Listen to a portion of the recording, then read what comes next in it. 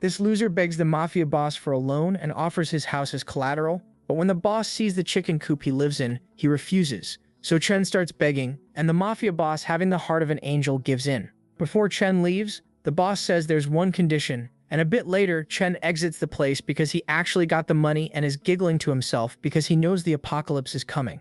In his previous life, a solar flare hit Earth and obliterated everyone and everything. Back with the boss, his henchman tells him the loser might be trying to trick them, but the mafia boss is confident Chen is just an idiot. Chen borrowed money from every loan shark in the city because he remembers how last time Earth dried up and food became scarce, and people who stocked up on supplies could basically rule the world. He plans to use the money to prepare now, but then he spots a couple of hotties. He remembers how the ice cream lady ripped him off last time, so it's time to get revenge now. He slams the table asking for 10 of every flavor, and the girls turn into gold diggers when they see this rich boy. The clerk asks if he's for real, because that will be over 20,000 yuan. One girl comments that if he can actually afford it, she'll become his slave immediately, and he comments that she'd better get the chains, which pisses her off, but as soon as he shows the money for the ice cream, everyone freezes. Even the manager comes over, and Chen says he wants to buy all the ice cream they have. The manager says everything costs roughly 1,000,000 yuan, and Chen thinks of another diabolical plan.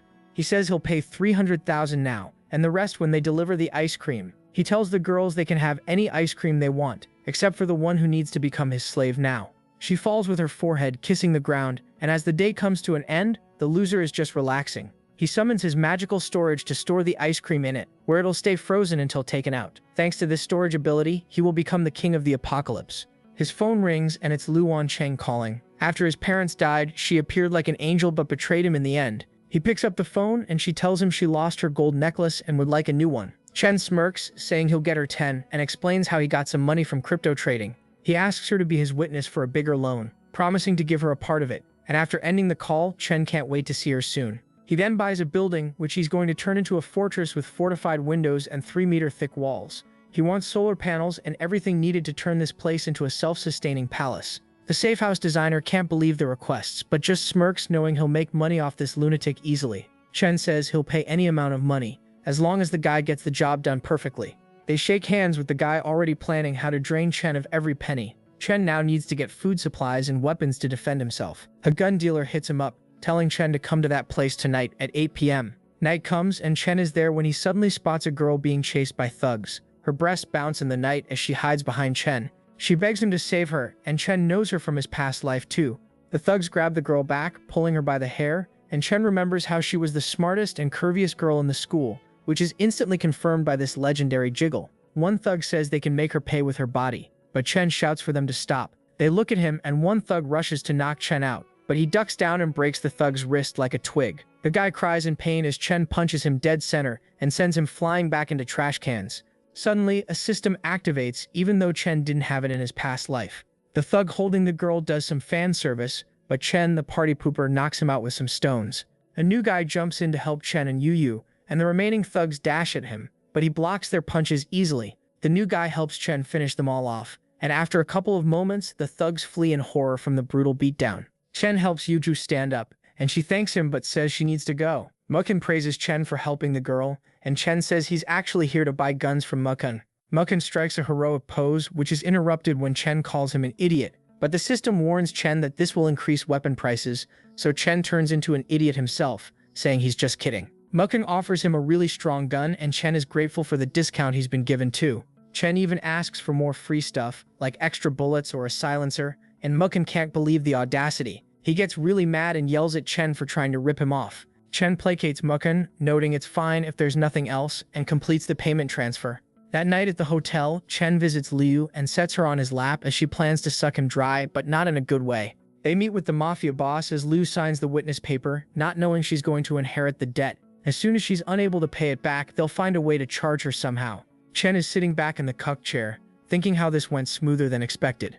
Later, the safe house designer explains how strong a place he made for Chen. Chen thanks him and pays up. He's in the house watching TV when the news warns about a solar flare, and Chen takes out his gun and gets ready because the apocalypse is finally here, as he sees a huge magma ball descending on the city. The news warns people about the rising heat, but Chen knows this is only the beginning, and it's only going to get worse. As Chen's over here complains about the heat while shopkeepers start urging people to stock up on food and water. The girls complain that the watermelons are too expensive, So the shopkeeper offers a discount if they offer him their watermelons, but they refuse. Other people ask for a discount but are refused since they have no melons of their own. Chen knows this guy too.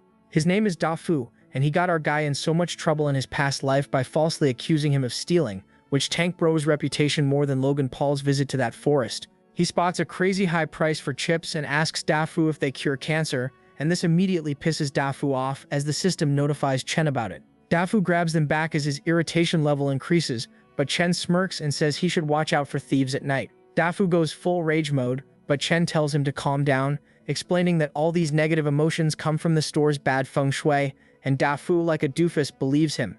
Chen enters manipulation mode just to call him mentally deficient at the end, which enrages Da Fu again as he attacks Chen. Chen just turns to leave and throws him a pretty penny, which only increases Da Fu's anger. That night, Chen's system lets him know he consumed all of Da Fu's negative emotions, which allowed him to expand his personal storage. The following morning, Da Fu gets to his shop, but his heart drops when he sees everything has been stolen. This causes his negative emotions to rise even more as Chen absorbs them all like a slurp juice. Da Fu runs out crying, but the people around him don't believe it, thinking he staged it for insurance money. Some even call the shop haunted, and this sends Da Fu into an emotional collapse, which just nets more points for Chen. Chen decides to add fuel to the fire and yells about how good the chips are. Da Fu immediately realizes these chips are from his stock and accuses Chen of stealing, but Chen tells him that getting physical without proof is not a smart move. Chen tells Da Fu he'll give him the half-eaten bag of chips, and this increases Da Fu's anger even more. Chen then tells the crowd to be the judge, whether he stole it from here or bought it at a different store. Chen then tells Da Fu to search his place for the goods, but if he doesn't find any, he has to give Chen the store's backup generator. Da Fu agrees, and they immediately head to Chen's place. Da Fu can't believe Chen owns such an expensive home and such expensive clothes. After finding nothing, Da Fu storms out, but Chen stops him, asking for the generator. Da Fu begs him not to take it, but the people around get pissed at Da Fu for not being a man of his word. Da Fu tries to punch Chen, but his arm gets twisted as he begs for mercy. Chen tells him to bring the generator quickly. Just then, his girlfriend Liu calls, saying she has been followed by some thugs lately, and asks if this is about the money he loaned using her signature. Bro gaslights her hard, saying she needs to trust him, and asking her if they know where she lives. Liu says they don't, and Chen tells her she's probably just a bit paranoid. That's all. She then spots his plate of food and asks where he got it, but bro says it's nothing and he's got way more. Suddenly she goes from gold digger to food digger, and seeing salmon almost makes her squirt. She asks Chen to let her stay at his place for a while, saying they can have fun together. Chen tells her he'll pick her up and asks for her address, so she sends it to him. He tells her to wait for him like a good girl. He hears someone knocking on his door, and it's old lady Wang with a boy. She tries to come in, asking if they can stay since their AC is broken, but Chen literally slaps her out, saying she always insulted him while he was growing up. She used to call him and his mom poor morons, but now she apologizes, saying that was a long time ago. She tells him he has no humanity for holding a grudge for so long, and bro hits her with a cold. At least I have a working AC. He slams the door in her face, and he increases her anger stat.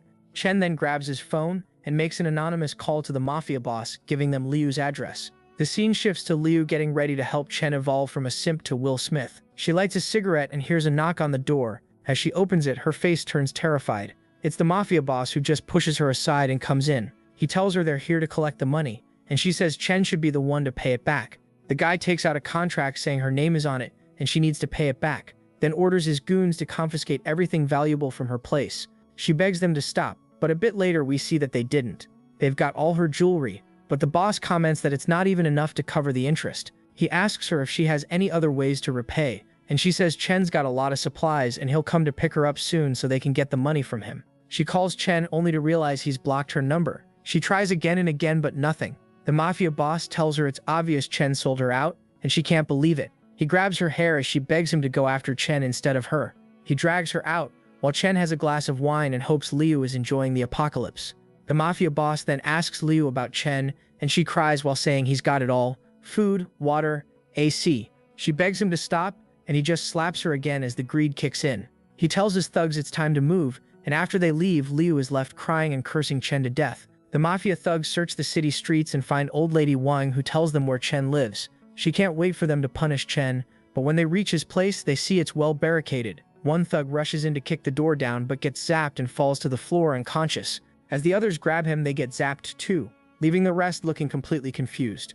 The speaker starts playing a song while even more guys get electrocuted. Chen's just chilling inside, saying they made an oopsie by stepping on the electric floor, and the mafia boss, who changes his look more than Mystique from X-Men, tells Chen to pay up.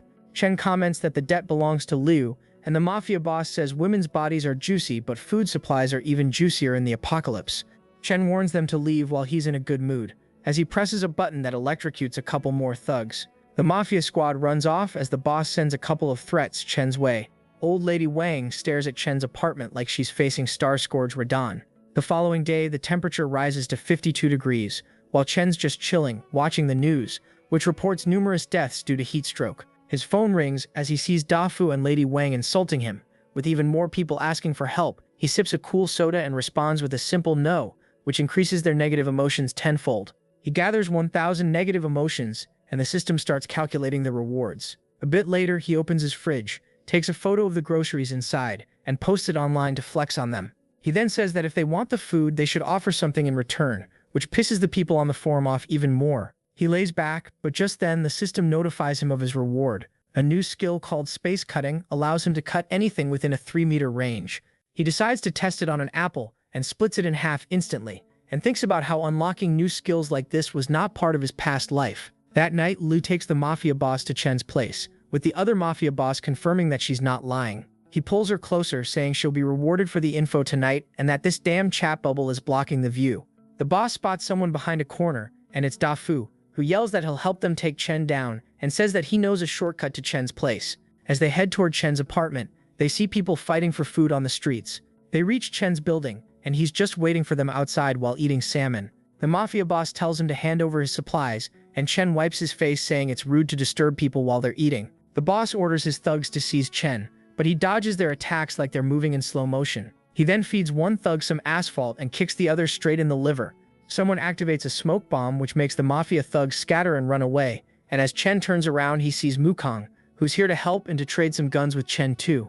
Chen offers him some cold drinks, and Mukong says that the mafia clan has been stealing his business for a while now. He tailed them for the last couple of days and wasn't expecting them to lead him to Chen's place. He tells Chen that the mafia clan has a lot of stored water, and he'd like them to team up and get it together. Chen accepts, but says he gets 90% of the loot, which shocks Mukong, but Chen explains that if he doesn't want it, then they have no deal. Mukong begs for an 80-20 split because he thinks Chen must be OP since he is so confident. Chen agrees, but says that all the new goods they get go through Chen first, and they make a deal. Later that night, they reach the base and see thugs patrolling everywhere. On top of selling water, they also sell girls. Chen says he'll go solo and give a signal for Mukong to distract everyone. He then jumps down and gets stopped by a guard immediately, who asks who he is. He shows his ID card, but the guard doesn't buy it, so Chen quickly uses his space-cutting skill, slits the guy's throat, and walks away. Another guard spots this and opens fire immediately, but Chen dodges the bullets like he's in the Matrix, then splits the other guy up too. Hearing the gunshots makes the rest of the guards rush in, and as Chen waits in the shadows, he gets grabbed by a mysterious hand. The guards can't find him, and we see that the girl who rescued him is Yu, the girl Chen saved earlier, and she explains that she was captured and brought here. Chen asks if she knows where the water storage is, and she does. They throw a bucket to distract the guards and move toward the water storage area. Chen tells her to hide and wait for him, and when she leaves, he blasts the wall down and kills the guard inside swiftly. After a while, Yu goes in, worried for him, but as someone approaches through the fog, she tries to hit him with a brick, only to realize it's Chen. He tells her he got the water and that they should leave. He then shoots a gun in the air, giving Mukong a signal, so Mukong pushes a cart loaded with Molotov cocktails into the base and burns it all down. As the guards try to put the fires out, Chen and Yu just walk out like it's no big deal. Suddenly Liu appears, begging Chen to take her with him, saying she forgives him for all he's done to her so far. She cries, saying she's forced to please old men here, and promises she'll serve Chen well if he saves her. He lists all the times she betrayed him, asking if she'd forgive him if she were in his shoes. But what's worse is that she got him killed in his last life too. He slaps her away and tells Yu to follow him, and as they turn to walk away, Liu's hatred stat skyrockets to 999, and she says they won't be making it out alive. The mafia boss gets to the water storage room and sees all the water gone, with Chen's signature on the wall. Liu crawls to the boss and says that Chen insulted him and promised to kill them all. The mafia boss gets enraged hearing this and orders his men to gather. As they're about to take Chen down, they meet in front of the base and all rush toward Chen, who throws a torch that creates a firewall that stops the thugs. This makes the mafia boss's hatred stat hit 999 too. Chen thanks him, because this just allowed him to unlock a new skill called Space Barrier. They get back home and Mukong can't believe Chen pulled it off. Yu also thanks him for saving her and bringing her there. Chen says it's no problem, and Yu starts falling in love with him. But their little romantic moment is interrupted by Chang, who asks Chen how he pulled it off. Getting all these water bottles there is impossible for one person. And as the scene shifts, we see they're basically living in a water bottle fortress now. Chen just comments that Kang should worry about selling all this water, and then he gets back to his conversation with Yu. She says that both her parents disappeared just after her graduation, but suddenly they feel the heat rising in Chen's home. They peek outside and see a huge fire covering the entire city, and the security cameras show that it's the thugs burning it down.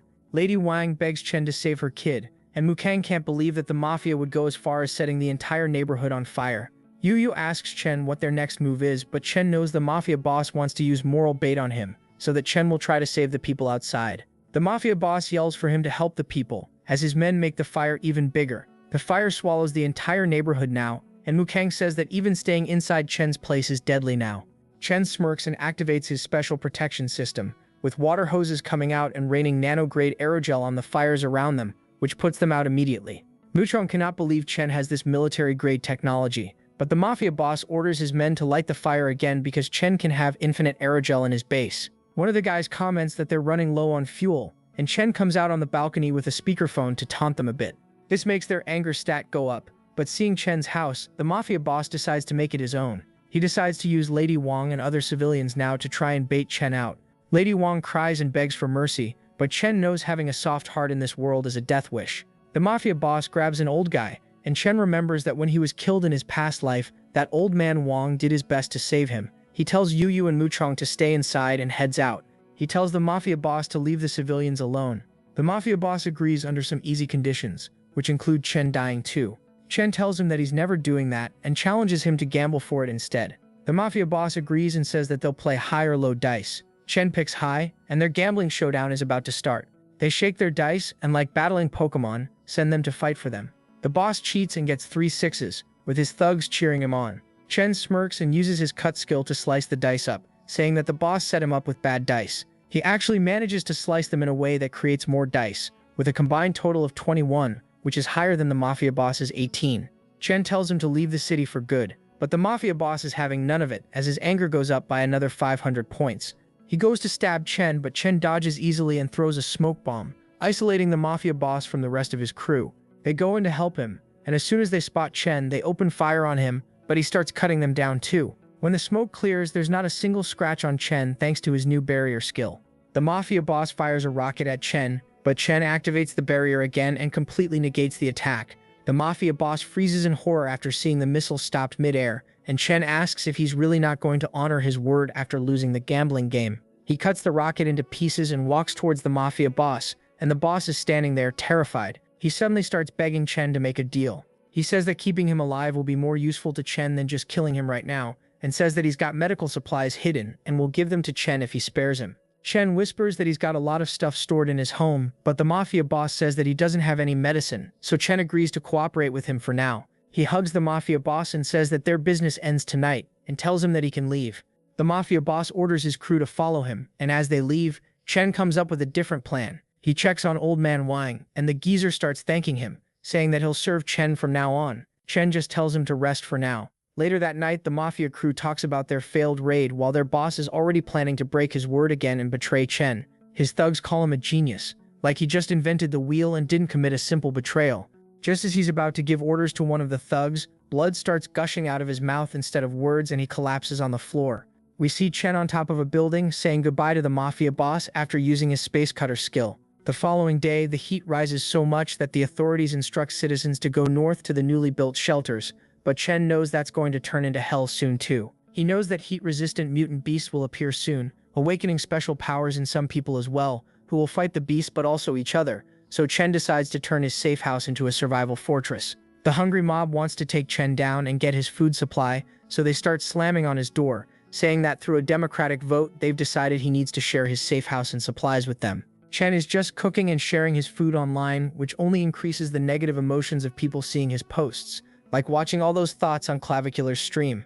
As soon as Chen leaves his safe house, a flying meat cleaver is there to greet his face.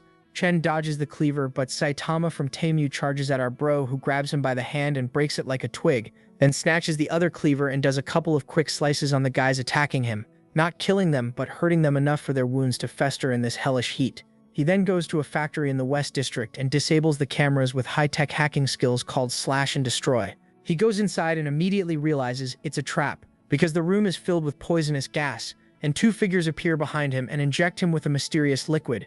The doctor asks if he's feeling better, and Chen wonders who they are. The guy introduces himself as Lin, a biomedical scientist, and his student Su Rui is just asking for instant pregnancy at this point. Chen thanks Lin for saving him from the poisonous gas, and they walk through the facility, with Lin offering Chen meds if he wants. Bro loads up his bag like a kid getting candy for Halloween, thanks Lin and walks out. Lin smirks and says that they'll see each other soon. And after getting back home, Chen definitely thinks Lin is hella sus, because of his ominous smirk. Suddenly someone on the forum asks for antibiotics and is willing to pay good money, but Chen, basically turning into a devil at this point, responds that he's got them, but he's not going to sell them. He opens his bag and suddenly spots a tracker on it, so he takes it off and wonders who put it on the bag. He sticks the tracker on a stray cat and sends it off to wander around the city to confuse his spy. It works, as we see Lin spying on him back at the West District factory. The guys Chen beat up keep begging for medicine on the forum, with another woman begging for water for her child. Chen remembers that, in his past life, she used this trick to get a lot of donations, so he decides not to help her either. He sees her with a big stock of water and calls her out for it on the forum, and she cannot believe he installed cameras in the hallways too. As others hear she has water, they come knocking on her door with their axes, barge in, and demand that she hand over all of her supplies. They take it all and beat her up for good measure too. Back to the Saitama-looking ass, who's more like a Michael Jackson-looking ass now because he's dead.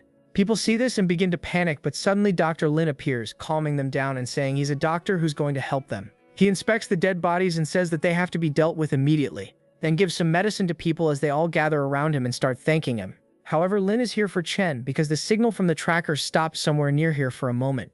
Chen is watching from another window and wondering why Lin is here. He immediately figures that Lin must be the one who placed the tracker, when suddenly he gets a text from a mysterious person warning him about the doctor. Chen has no idea who this mysterious person is. We see a shady guy on the rooftop of another building spying on them with his telescope. Chen figures there's one more guy besides Lin spying on him too. He tries calling the number back but is unable to. He wonders if this person wants him to deal with Lin, as we cut back to Lin telling people they can come to him for help whenever they need it. Chen notices a stain on Lin's coat and remembers that in his past life, doctors would appear to help people but would kidnap them for their own research. Lin puts up a sign telling everyone where they can find him. He finally reaches the cat with his tracker, and I guess this has to be a spyception because while he's spying on Chen, Chen's spying on him. That night, a bunch of people come to Lin's warehouse as he checks them out, while Chen's still spying on him. Lin takes blood from the people and Chen knows this is suspicious because the people are already severely malnourished. A guy runs in saying his brother needs urgent treatment, and Lin takes out a serum that increases healing. He administers it to the guy, who almost faints from it. Later, the guy tells his brother it feels like his bones are burning when suddenly his body starts to mutate. He grabs his brother by the collar and slams him to the ground because being grounded is a good trait to have. Chen comes out, and the guy immediately goes to attack him. Chen dodges and immediately realizes the guy's strength has been increased by that drug. The guy attacks Chen again, but Chen cuts him up with a quick slash, killing him on the spot. We see Lin arrive later, because he put a tracking device in the drug too, and he's in disbelief when he sees the guy's head detach from his body. The doctor realizes the same cut was made on the mafia boss's body too, and knows these cuts aren't something an ordinary human can do. He immediately thinks Chen is the one doing it, but then spots the other guy still alive, barely. He asks what happened to his brother, and the doctor shows him Chen's picture, asking if he knows him. The guy says he knows where Chen lives, and Lin takes him back to his laboratory, where he experiments on his body for the sake of science. The scene shifts to Chen at home, wondering what Lin's goal is, and he's about to find out real soon since Lin just buzzed his doorbell. Chen lets him in, and Lin says he came to check up on him. Lin comments that Chen's place is an absolute fortress, and asks if he somehow already knew the heat apocalypse was about to happen. Chen plays it off saying it was on a big discount, so he bought it. Lin then switches the topic, commenting on Chen's neighbor who died, plus the mafia boss too. Both of them died from the same cut and were giving Chen problems. Chen acts like an idiot, asking who might have killed them, then begs Lin to let him know who the killer is once he finds them. This leaves Lin speechless for a moment as he explains that the person who killed them is not an ordinary human being, and he asks if maybe Chen is the one who killed them. So Chen calls him a joker and asks why he brought his medical kit with him. He also asks Lin how he found out where his apartment is, and Lin shows him the other neighbor, explaining he's the one who told him Chen's address. Chen acts surprised and confused, and Lin comments that he's taking care of the guy so he'll be fine. Chen asks about the real reason Lin is here, and the doctor presents him with an immune enhancer drug, and Chen asks if he needs to shake it before use, like a soda. Lin explains that a lot of people will die from the heat, but the exceptional ones will evolve, and he wants to experiment on Chen, but Chen flat out refuses, and Lin tells him he doesn't have to answer right away, and that he can come anytime to his laboratory if he wants to cooperate.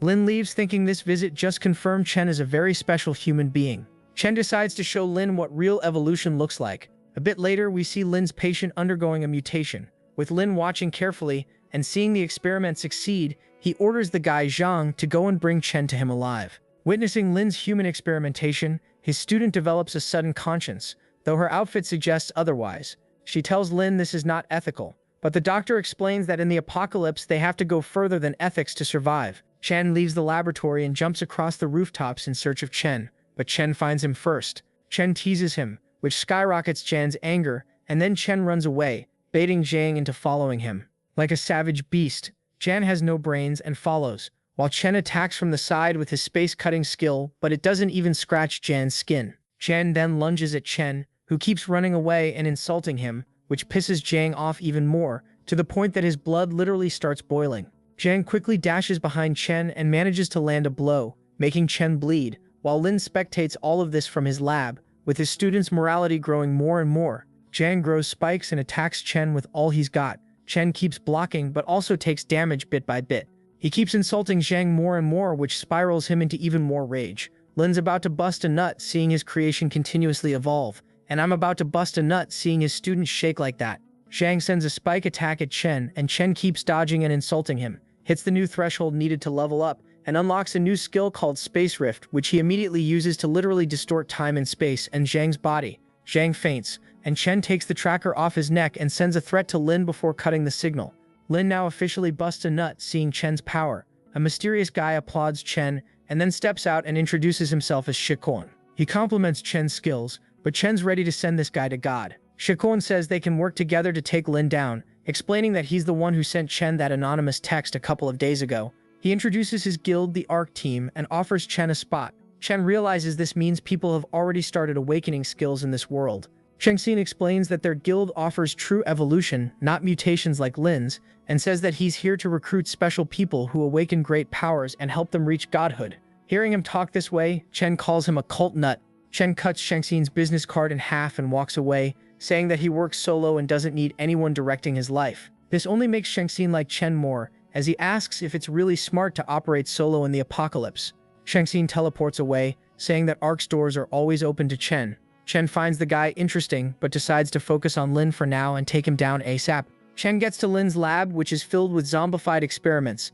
The doctor comes out, welcomes Chen, and thanks him for coming to help his human evolution research. He explains that throughout history, evolution was secured through human sacrifices. Chen asks if he's done with his yappuccino, saying that he doesn't care about humanity's progress. He then activates his Space Rift skill, but Lin doesn't falter, saying that after his last fight with Zhang, Chen's stamina must be running out. Lin clicks a button, releasing all the monstrosities around them as they charge at Chen. As Chen fights them, Lin continues his yap session. Chen decides to finish this quickly because he's low on stamina. After dealing with all the monsters, he goes to finish Lin off. Lin's dying words are that taking him down will not stop his plans, because he's already sent all the data from his research out to other scientists like him.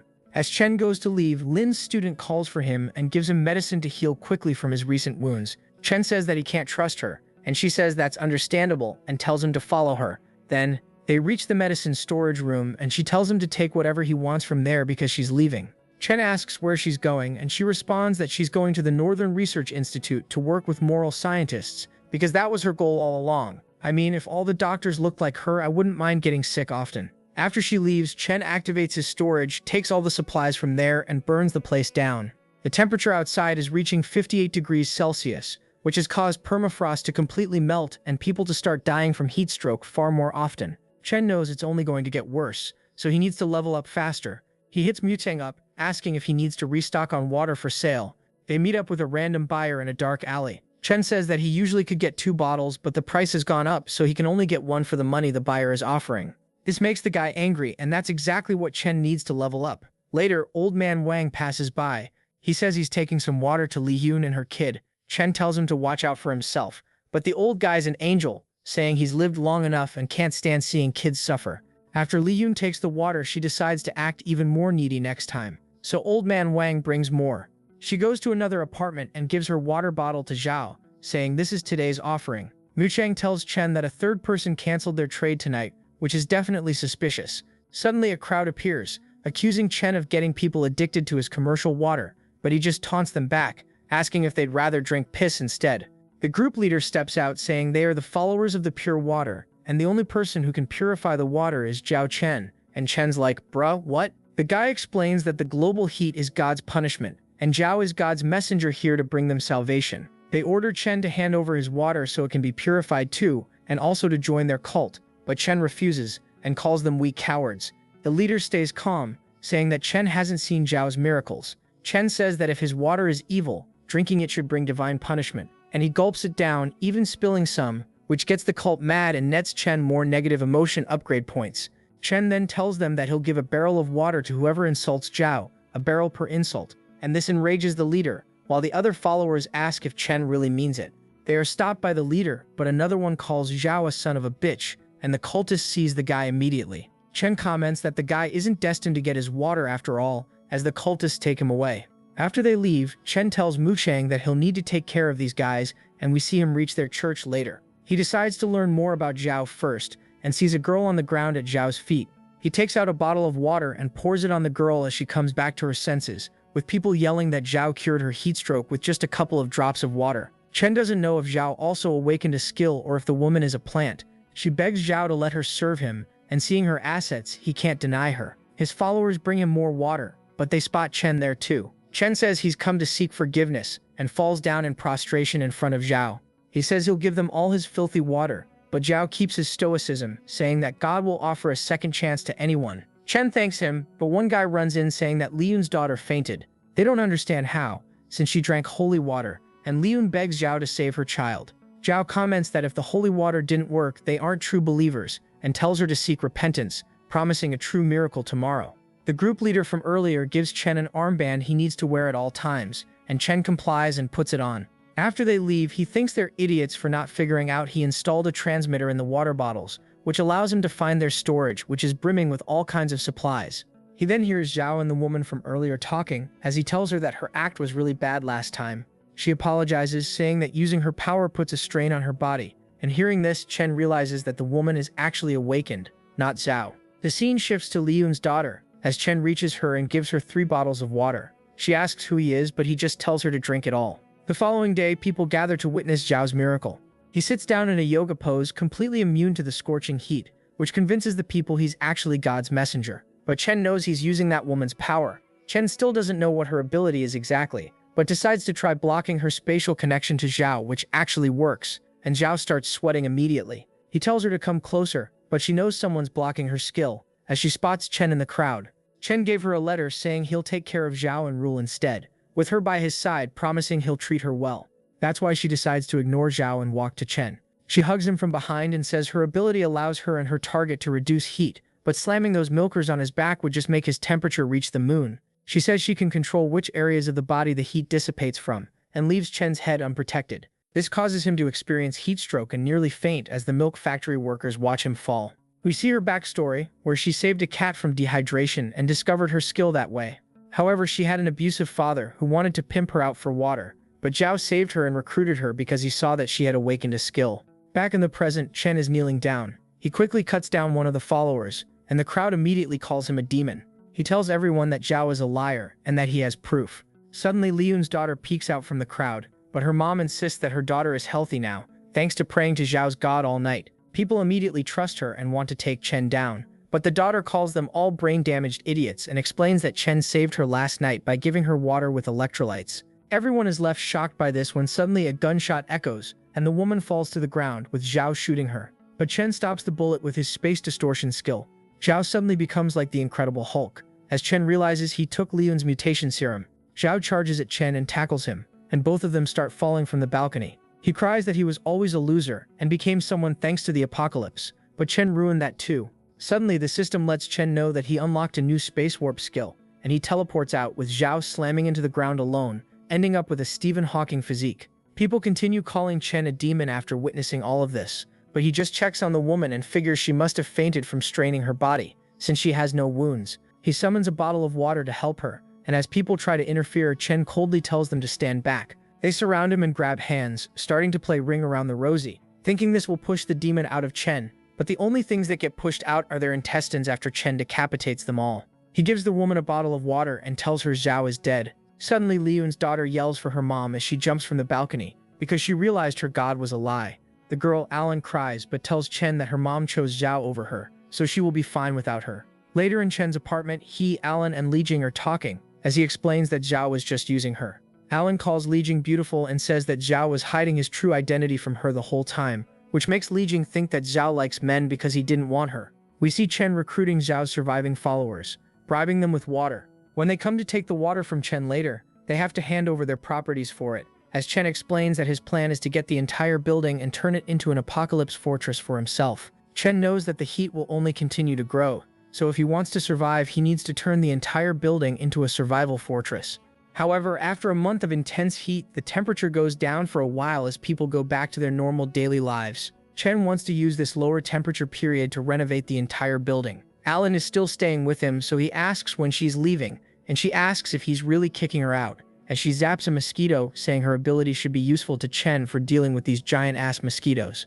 Chen lets her stay because he will need her ability to generate power later on. Alan runs out to check on Lei Xing, and Chen allowed Lei Xing to stay in one of his apartments because her ability will be super useful to him as well. He knocks on her door and goes in since it was unlocked, only to see her fresh out of the shower as she yells, calling him a perv, so he storms out quickly. He asks if she doesn't regret joining him, and she responds that she knows he's letting her stay because of her ability, but at least he's not manipulating her like Zhao did. As days pass, the three of them stay and work together. It's been a week now since the heat paused, and we see all the people living in Chen's building now. Old Man Wang and Lei Xing are on the second floor, Mu Chang and Yu Yu on the third floor, and Alan on the fourth. Chen spots a group of people down the street as they talk about how that guy took over the entire building. Their leader says they need to retake it, but Chen dealt with them faster than I deal with Lei Jing under those sheets. Him dealing with all the new gangs made the rest of the gangs stay away from his building for good. The scene shifts to the government command center, where a colonel says it's fishy that the crime rate in the city is growing, except for that one neighborhood that's been completely peaceful lately. He orders one of his soldiers to find out more about it, since he's got a feeling something abnormal is going on. A woman shows the colonel footage from the church on the day when a lot of people were slaughtered there, where they can clearly see Chen vanishing from Zhao's grip and reappearing on the balcony. The soldiers reach Chen's building and crack open the doors. They burst in only to see a little girl, so they decide to subdue her first. But she's not going to that island, so she uses her skill and goes Pikachu on their asses.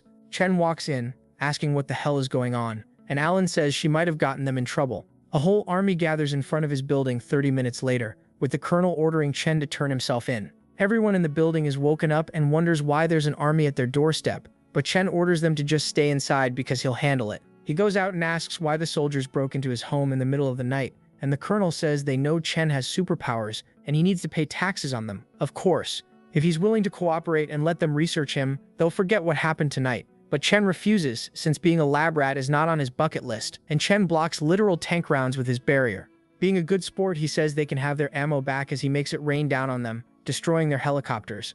The colonel yells that he never expected Chen to be this strong, and says they concede, but adds that Chen will need to join them sooner or later because the current heat pause will end soon, which Chen knew all along. The colonel asks Chen to help them save humanity, but he says he's not here to be a hero, especially since he knows this world is headed toward the age of anarchy. But there is one thing they could do for him, and he'd help them a little bit in return. The colonel says they'll accept anything, and Chen asks them to use military-grade equipment to turn his building into a doomsday fortress.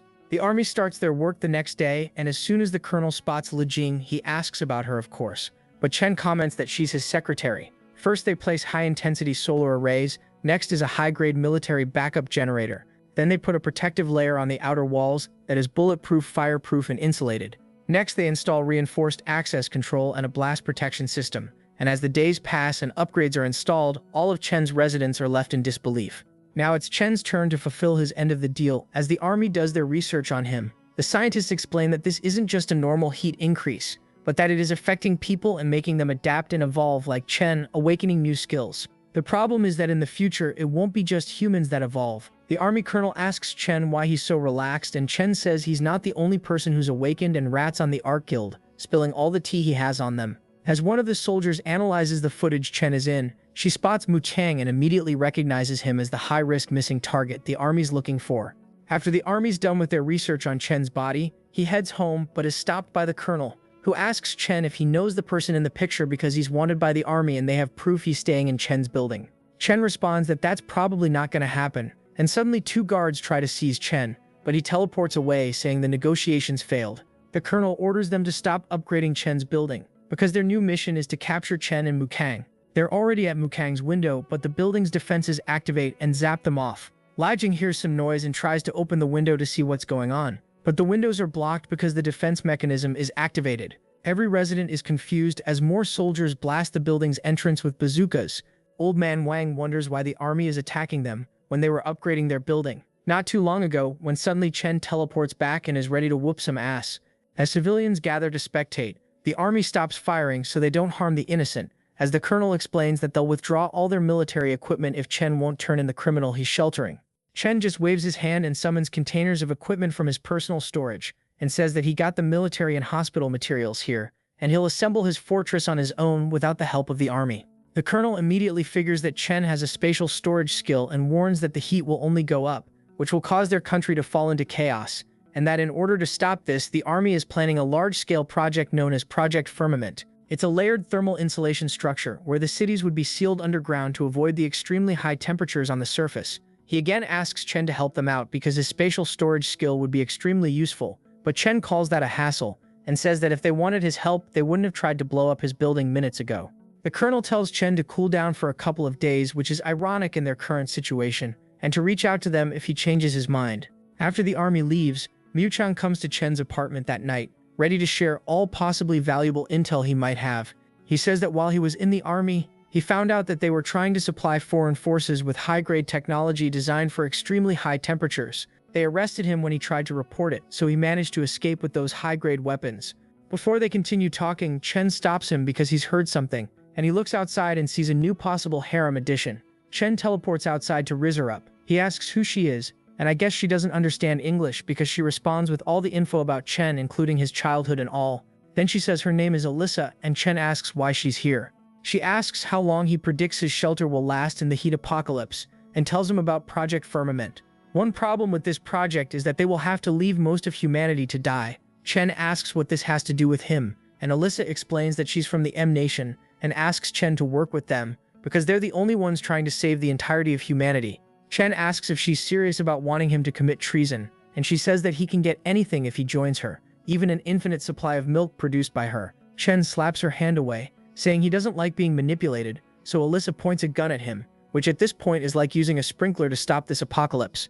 Her bullet is stopped by Chen's spatial skill, but she says that's exactly what she wanted, because her goal was to scan his skill. She sees that his power level is over 9,000, thanks to that church incident. Chen comments that he doesn't like people peeking at his stats, and uses a skill that basically summons a shit stain on Alyssa's pants, and she gets terrified after seeing his power. She uses a smoke bomb to run away, and Chen knows that his ability being exposed like this will only spell trouble in the future. The following day, Li Jing is instructing the construction workers on how to install all these special materials, and not too long after, Chen's Doomsday Fortress is fully complete. The scene shifts to Alyssa talking to her master. This guy says that Chen has potential, but if that potential cannot be used by him, then they'll have to deal with Chen. But killing him would be way too gentle, as he licks his prickly teeth, saying that he's got a better plan for Chen. Yu Yu is on her way to finish up some business for Chen, but a hooded guy kidnaps her. She wakes up in front of Liu, as Liu comments that they kidnapped her to get to Chen. Liu says that if Yu Yu lures Chen here, they'll spare her, but Yu Yu just laughs, saying they can't really believe that they can stop Chen. Liu doesn't answer, and just orders Yu Yu to lure him here. She refuses, saying Chen will find her anyway because she has a tracker between her tits, which makes Liu laugh because that's exactly what they want, Chen to leave his fortress. As they wait for Chen, Liu calls one of her thugs to have some fun with Yu Yu, but is stopped by a literal tank bursting into their base. The colonel and the army arrive and restrain them immediately. Yu Yu asks why they came, and the colonel explains that Chen let him know about this, and protecting Chen's residence is his mission now. They bring Yu Yu back as Chen thanks them for honoring their part of the deal. He'll cooperate with the army to protect his friends, but he's going to use them as his pawns. The tank carrying the recently caught criminals drives off as we get a quick backstory of Lu's amazing life. She was homeless after Chen killed the mafia boss, but then the pointy-teeth guy's thugs kidnapped her. She tried to escape but was restrained and experimented on. They injected her with the mutation serum, and as we return to the present, she smirks, her body becomes fluid, and she escapes from the handcuffs and the tank she was in. Lujing and Chen are talking about their strategy for dispersing water to his followers, and her cute smile makes my bro blush for the first time in this timeline. Suddenly, Lu comes for Chen through the water pipe, and he gets ready to use his space ability, but she just turns into water, saying she'll make sure he dies today. He sends the cut attack, but you can't cut water, little bro. He gets slammed by a gigantic water blast, and I wouldn't like to be the guy to make that woman wet. Lujing picks him up as the water mommy begins forming, ready to finish Chen off once and for all. Chen opens his storage ability to suck her in, but it doesn't work as long as she stays in her water form. She attacks him with just her head, so basically she's about to give him head. He blocks the attack with his barrier skill, but some water goes through and forms bubbles around Chen's and Lujing's heads as she begins to suffocate them. Lu starts laughing hysterically, finally able to get her revenge. She thanks Chen for making her go through hell, because that's what made her evolve and become strong, but Chen just tells her to stop yapping. Lujing touches the water bubble around her head and uses her heat dissipation skill, lowering Lu's body heat completely and making her freeze instead. Lu comments that if she freezes the bubble on her head, she'll die too, but Lujing says she's not afraid because Chen's got her back. Chen cuts the ice off her head, and Lu can't believe Chen almost sliced his woman's brain up, but Chen just says women have no brains, so it's fine.